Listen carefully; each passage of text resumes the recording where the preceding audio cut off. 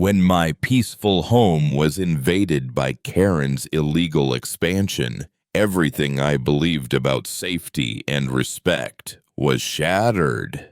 Karen, the controlling HOA president, twisted the rules and wielded power to bully her neighbors, making herself the villain in our quiet community. But my determination to uncover the truth and fight back unleashed a surprising turn that changed everything. Just wait until you hear how this shocking battle unfolded and why justice in the end finally prevailed. My name is Michael Harrison, and for as long as I can remember, I've believed that a home is more than just a building. It's a sanctuary. A place where you can feel safe, grounded, and in control of your own space. That's why when I moved into this quiet suburban neighborhood, I took my time to build a sturdy wooden fence around my property, not out of hostility, but simply to mark the boundaries clearly, to create a sense of peace and privacy for my family. I thought that fence would be a quiet reminder to everyone about where my land started and ended. I never imagined that it would become the center of a conflict so intense it would turn my peaceful life upside down. Karen was the kind of person everyone knew, but no one really liked. She was the president of the Homeowners Association, or HOA. And she had a reputation for being obsessively controlling.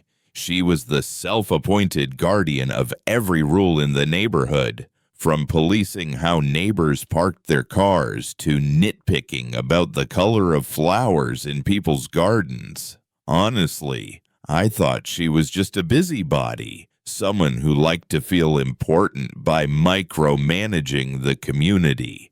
Annoying, yes, but harmless, or so I thought. That illusion shattered one morning. I remember it clearly. The sun was just coming up, the birds were singing, and I stepped outside with my morning coffee, ready to enjoy a quiet day. But then, my heart stopped. My eyes couldn't believe what they saw. My fence, the one I had built with my own hands, was cut down. Not just a few boards, but entire sections were gone. And there, creeping onto my property, was a massive bulldozer tearing up the grass and dirt. Heavy machinery, normally a terrifying sight on someone else's land, was now ripping apart mine. And as I watched, stunned, I saw Karen, standing there with an air of triumph, overseeing what looked like the beginning of an illegal construction project. She was building an extension to her house, right on the edge of my land lease, without a single word of warning to me. No permission, no notice, nothing. It felt like a nightmare.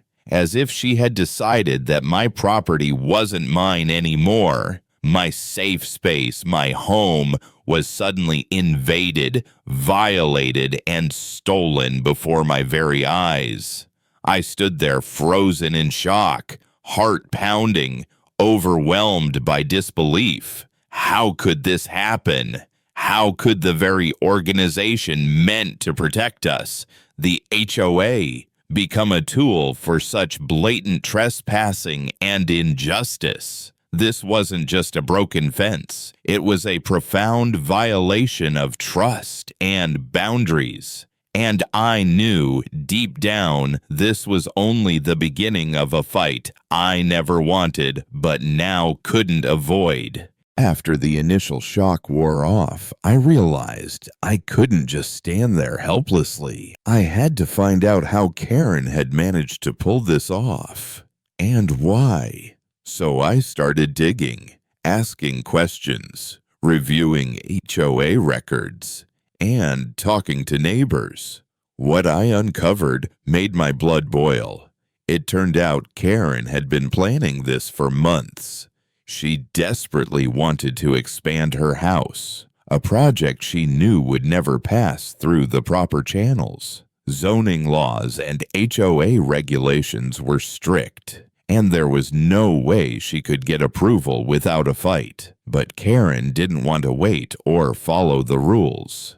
Instead, she chose to take matters into her own hands. And the truth was far worse than I'd imagined. She had fabricated complaints from neighbors, some who didn't even live in town at the time, to create the illusion that I was the one breaking HOA rules. On top of that, she had forged documents to back up these false claims. She twisted the narrative, painting herself as the victim and me as the troublemaker, the rule breaker who threatened the peace of our community. The Homeowners Association, an organization I had trusted to protect and serve our neighborhood, was no longer a neutral party. It had become Karen's personal weapon, a tool to bully neighbors and enforce her will, no matter how unjust. The deeper I delved into her schemes, the more my feelings changed from mere annoyance to something much darker. A burning hatred for her arrogance, for the way she trampled on other people's rights without a shred of remorse. Karen wasn't just a meddlesome neighbor anymore. She was a dictator disguised in HOA authority, wielding power not for the good of the community, but for her selfish ambitions. She didn't care about fairness or respect. She only cared about control. What hurt the most wasn't just Karen's actions, but the system that allowed it. A system so flawed that she could manipulate it so easily, turning neighbors against each other and bending rules to her favor. My quiet, peaceful life had been ripped apart, replaced by constant battles and sleepless nights. And inside me, a fierce hatred grew, not just for Karen, but for the injustice she represented. I knew I couldn't let this go. I couldn't allow her to keep stealing what was rightfully mine, to keep using the HOA as a tool of oppression. I had to fight back, for my land, for my family, and for the principle of fairness that she had shattered. That deep-seated hatred I felt toward Karen ignited a fire within me that I couldn't ignore. It was no longer just about the fence or the land. It was about standing up against a blatant abuse of power and reclaiming what was rightfully mine. I rolled up my sleeves and got to work. First, I began meticulously documenting everything. Every detail mattered. I took countless photos of the cut fence, showing exactly where Karen's property line ended and where mine began. I spoke quietly with neighbors, many of whom were scared to speak out against Karen's influence, but wanted to help. Their hesitant but truthful statements became crucial pieces of evidence. I also got my hands on copies of the forged documents Karen had submitted to the HOA, proof of her deceit and manipulation. But it wasn't just paperwork. I recorded conversations and confrontations as whenever Karen or her supporters tried to intimidate me. She was relentless, using her position and connections to try to break me down. But I refused to back down. Each interaction only strengthened my resolve. When the day finally came to take this fight to court, I knew it was going to be an uphill battle. The hearings were exhausting and emotionally draining. Karen was cunning, twisting facts, spinning stories to paint herself as the victim, and trying to convince both neighbors and the judge that I was the troublemaker. It was infuriating to watch her manipulate perceptions, but I held on to my evidence and the truth. Then something unexpected happened. Other neighbors, finally tired of living under Karen's oppressive rule, started coming forward. They shared their own stories of how her obsession with control had poisoned the neighborhood, how her bullying and manipulation had created a toxic environment where no one felt safe or heard. That collective voice gave me new strength. My anger transformed into a powerful determination.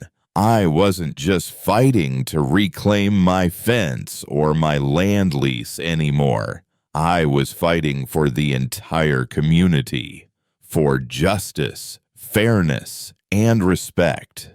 I'll never forget sitting in that courtroom, heart pounding in my chest, every nerve on edge. Despite the pressure, the intimidation, and the exhaustion, I refused to be silenced. This wasn't just a legal battle. It was a battle for my home, my dignity, and for the truth to finally come to light. After months of tension, frustration, and relentless battle, the court finally ruled in my favor. The judge ordered Karen to tear down the illegal addition she had built on my property, to restore the fence to its rightful place, and to compensate me for the damage and distress she had caused. The victory was clear-cut, not just a legal win, but a deeply emotional one. A wave of relief and satisfaction washed over me. For the first time in months, I felt a heavy burden lift from my shoulders.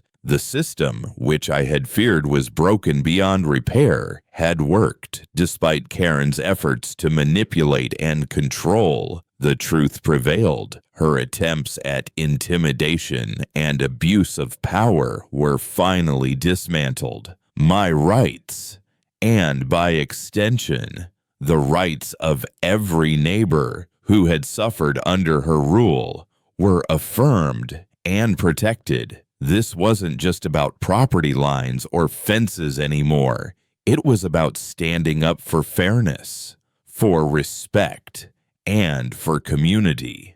I had shown everyone that no matter how powerful or controlling someone might be, there are boundaries, legal, moral, and human, that cannot be crossed without consequence. Though the fight had been exhausting, it rekindled my belief in justice and the power of persistence. I realized that standing firm, even when the odds seem overwhelming, is the only way to defend what truly matters. For me, that was my home, the place where I should feel safe, respected, and in control. Now, as I look out over my property, with the fence rebuilt and the peace restored, I feel a profound sense of closure. Karen's house no longer sits on my land. My sanctuary is intact, and the neighborhood, scarred but stronger, can finally breathe a little easier. This experience taught me more than I ever expected about the strength found in standing up, the importance of community, and the quiet but powerful victory that comes when justice is served.